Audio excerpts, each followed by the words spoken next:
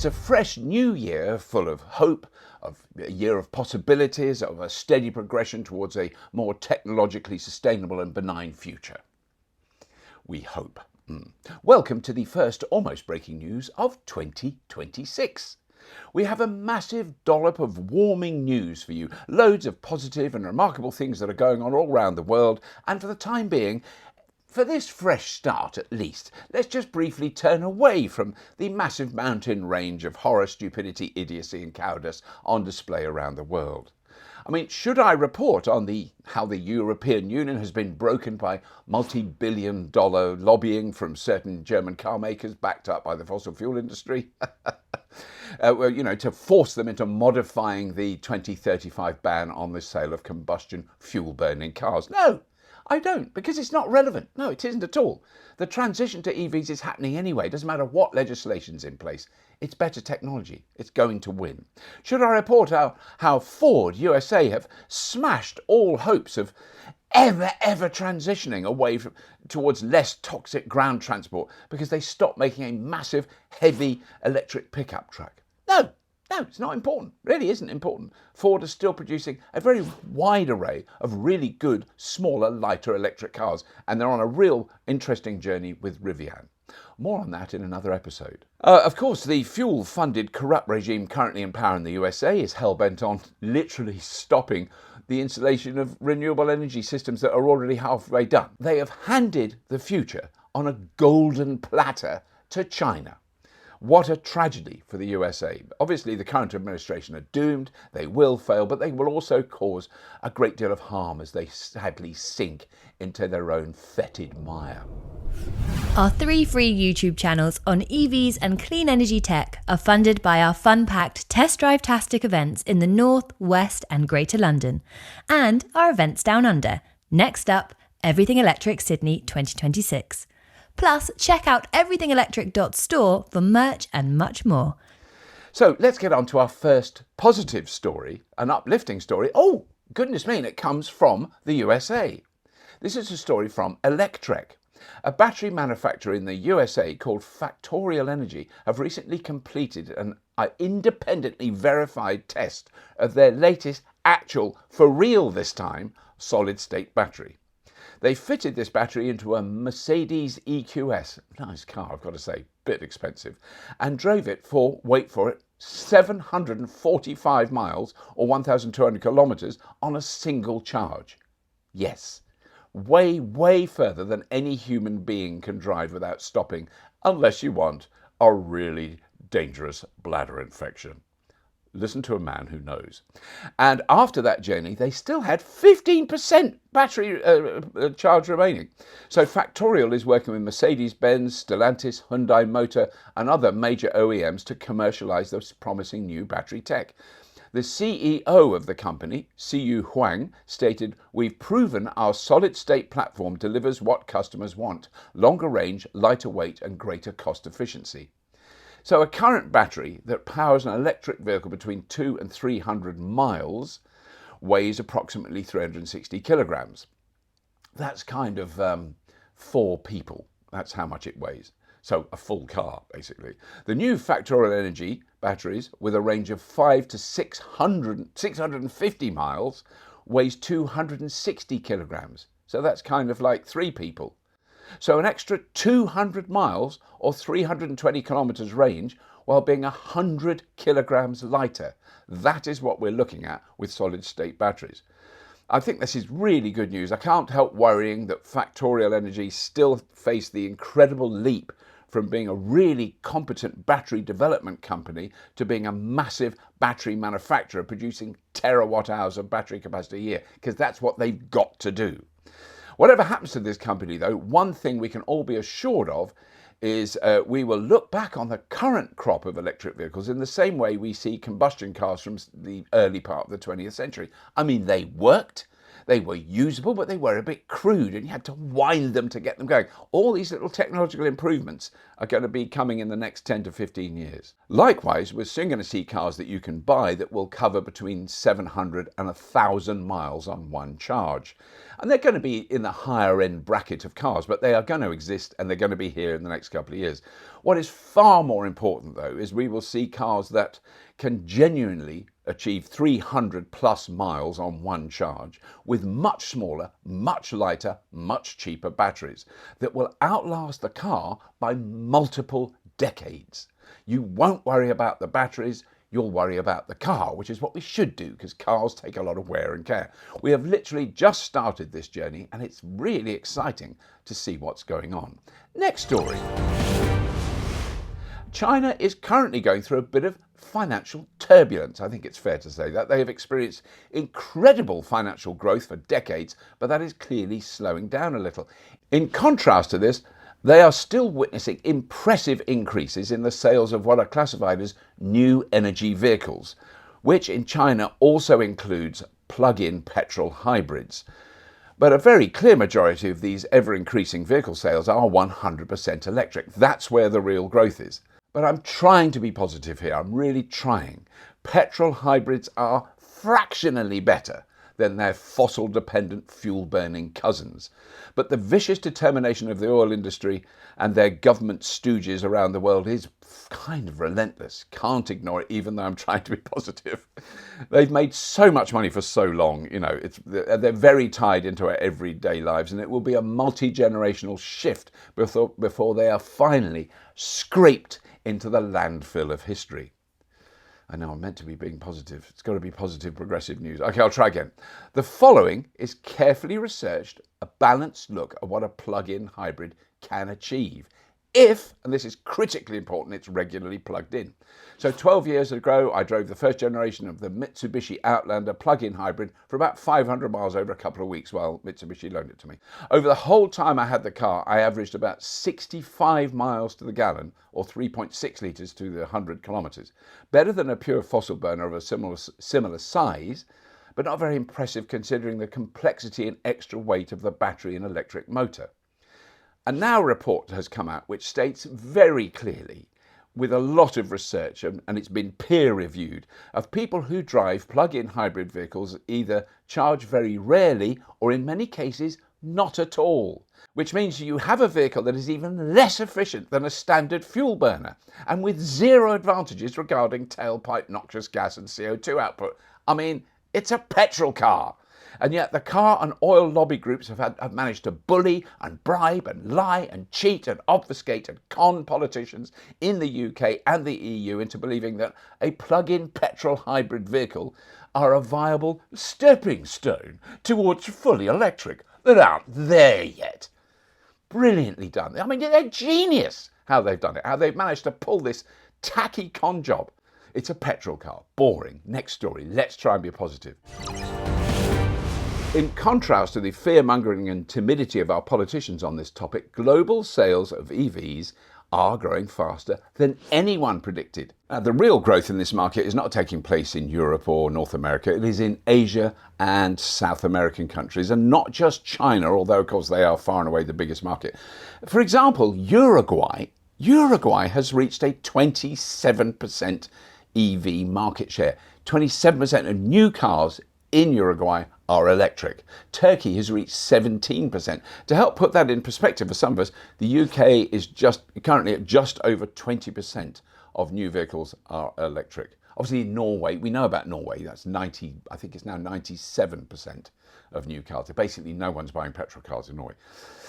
They're selling all their oil and gas to us. Anyway, but what this means worldwide, this is extraordinary, is now fully a quarter of all new cars. Because you've got to take the Chinese sales, which are extraordinary, into account. A quarter of all new car sales in the world are electric vehicles. 100% electric. This is not petrol plug-in hybrids. This is pure electric.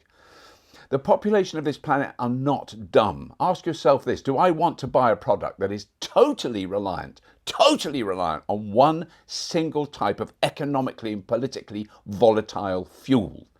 an unreliable supply that can suddenly become prohibitively expensive or even rationed due to factors well out of my control?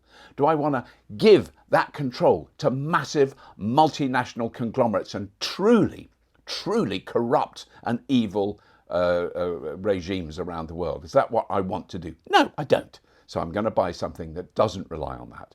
There we go. Still trying to be positive. Next story. Another super small, hyper efficient urban electric car has recently been launched. It's teeny tiny. It has solar panels on the roof. It's made by a new startup called Baco Motors.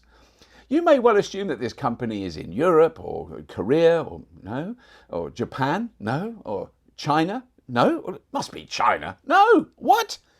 Try Tunisia. What? Seriously, Tunisia? What the what? The Baco B costs around $6,200 or £4,400, and their last mile delivery van can carry 400 kilograms with a range of around 180 miles, and that costs $8,500 or £6,400.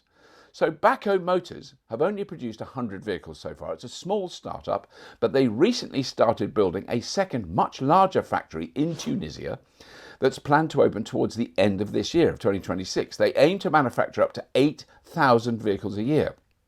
And one thing is certain, as people in Africa start using these vehicles, they're going to become very popular. Why is that, you may well ask? Well, let's have a think. The running costs of a small, light electric vehicle like these are a fraction, a tiny fraction of their filthy fuel-burning cousins. That's partly because all these vehicles come with solar panels fitted to the roof. Now, this has been done before, but they've managed to do it on an economically manageable level. Baco Motors have worked out that over half the electricity these vehicles consume in a year comes from the built-in solar. Because what do most vehicles do most of the time? They sit still doing nothing. Well, in Tunisia, it's not hard to park a vehicle in the sunshine. So then Tunisia doesn't need to import, refine and burn any fuel to use these vehicles. They're charging from dawn till dusk in a country that is, as I said, not short of sunshine. What a brilliant story. I'm going to be following that very closely. Next story. Another smaller, lighter, cheaper car that is Chinese. This one is called the Aion UT Super, and that is heading for the Australian market. This is quite exciting. Now, nothing new there. A dizzying number of Chinese companies and electric vehicle models are available in Australia. Believe me, we know because we've been running our live events here, and we've got the next one coming soon, the first week of March in Sydney, at the Olympic Showgrounds in Sydney. The reason this one stands out is that the battery, this is interesting, hold on for a minute, the battery of this car goes from 5% to 100% in 88 seconds. How on earth do they do that? Have they got a nuclear power plant under the bonnet? That's the headline. The detail, as is often the case, is a little bit more complex. In the previous episode of Almost Breaking News, I discussed the incredible battery swapping infrastructure built by NIO, a high-end car company in China. They have just passed 90 million battery swaps, as I reported, and they have 3,300 battery swap stations around China. The Aion UT Super is a far more modest car than the NIO, but it can swap its 54 kilowatt-hour lithium iron phosphate Choco battery pack in just under 90 seconds. A brief aside, it's called the Choco battery pack because it looks like a bar of chocolate. Yeah, yummy. The Aion UT Super, I think they could come up with a better name, is the result of a joint venture between car maker GAC Group and the battery giant CATL, who I visited last year. They have already opened 1,750 battery swapping stations in various cities across China. They've already done this.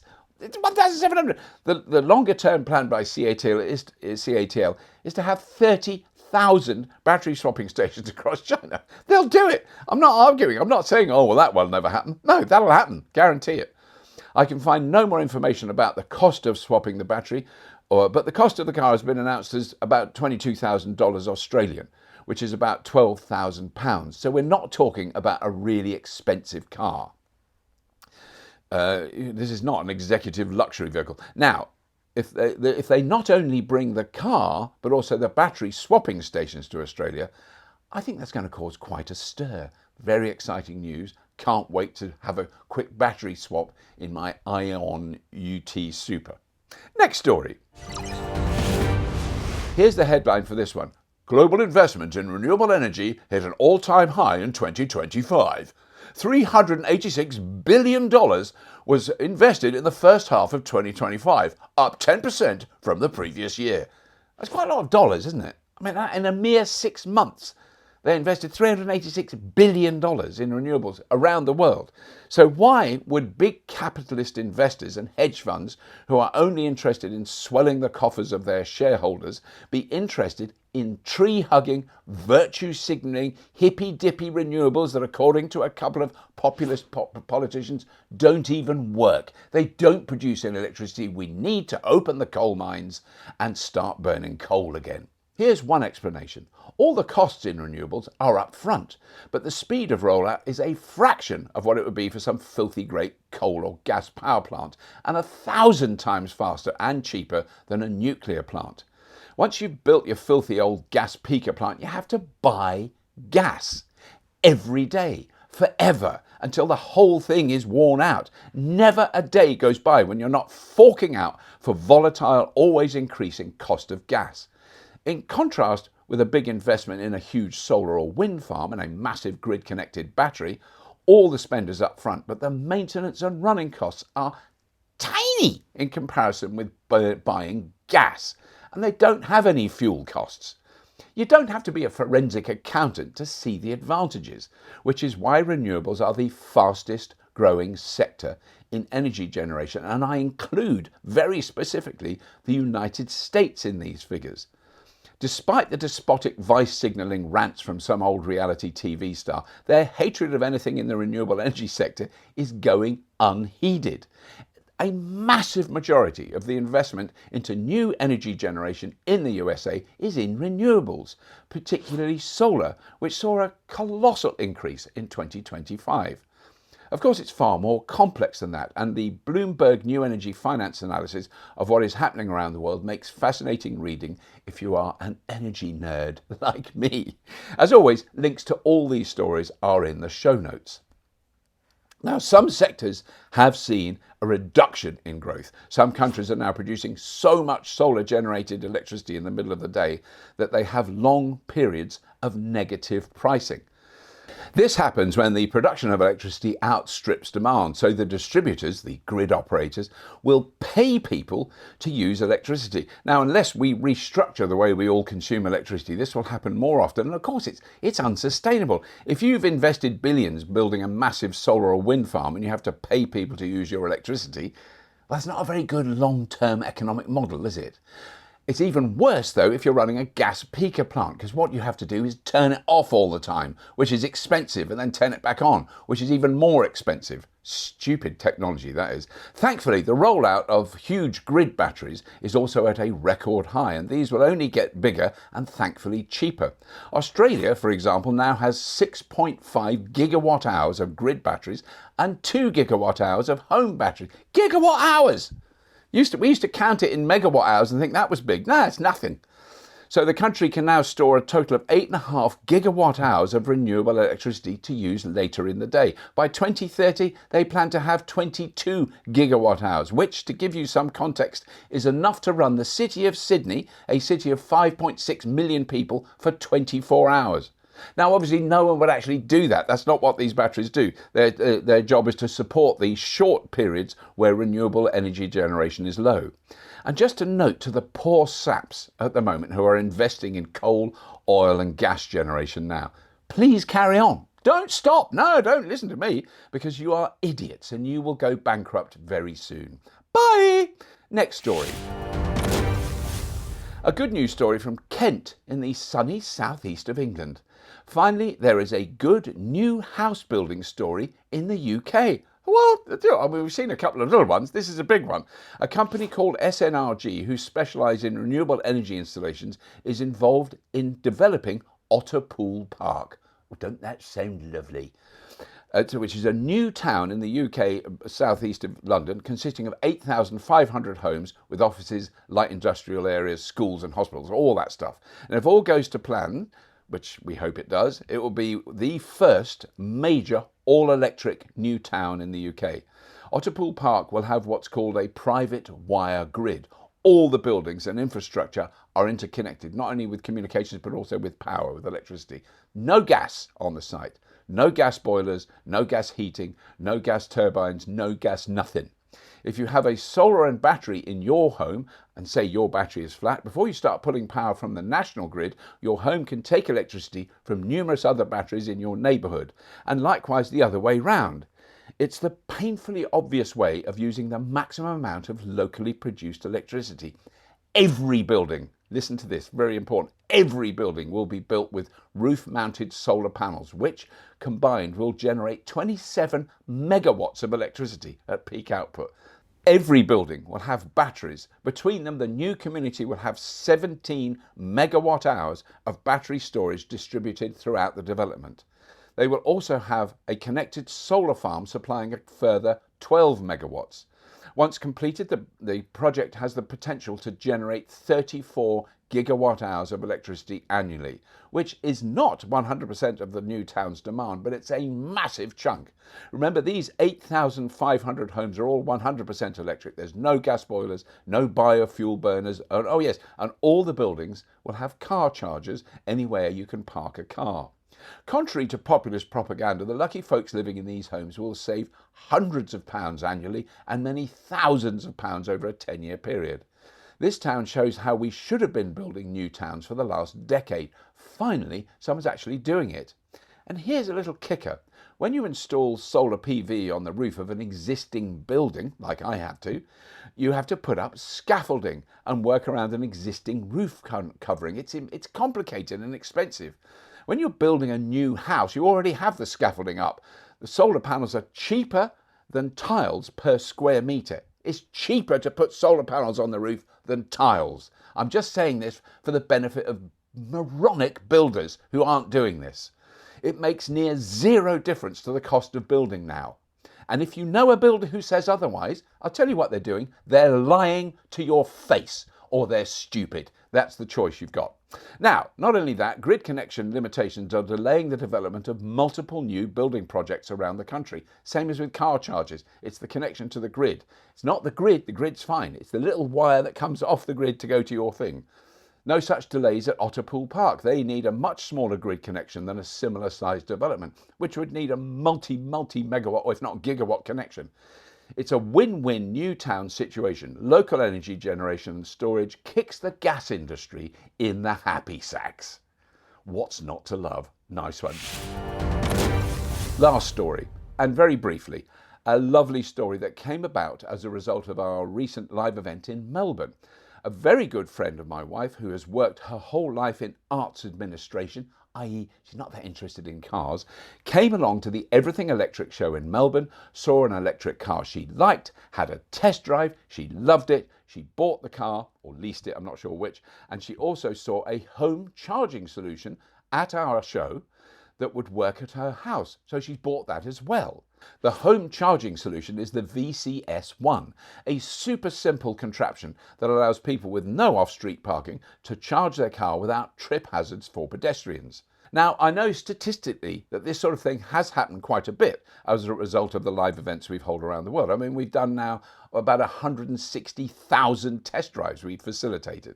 But this is the first time someone I've known for 35 years who has little or no interest in cars has moved on from a fossil burner directly as a result of the work that the team at Everything Electric have been doing for the past 7 years, running these live events. I'm always hesitant to blow my or indeed the team's trumpet, but, you know, for once, I think we can do it every now and then. Anyway, that's all for this episode of Almost Breaking News. Please do subscribe to the channel. Please do tell your friends about what we're doing still on YouTube. Please do come along to the Sydney Olympic Showgrounds, the Olympic Park. It's got a new name now. I can't remember. We've been there for the last 3 years. We're there again in March. It's going to be an amazing show. Bigger and better than ever. Then the next shows are all in the UK and it's all going to be gorgeous. Here's to a very, very peaceful, successful, gentle, sustainable 2026. As always, if you have been, thank you for watching. Now visit electricvehicles.expert, where you can follow everything electric and keep current with Clean Technica, The Driven, Electrek, and many more.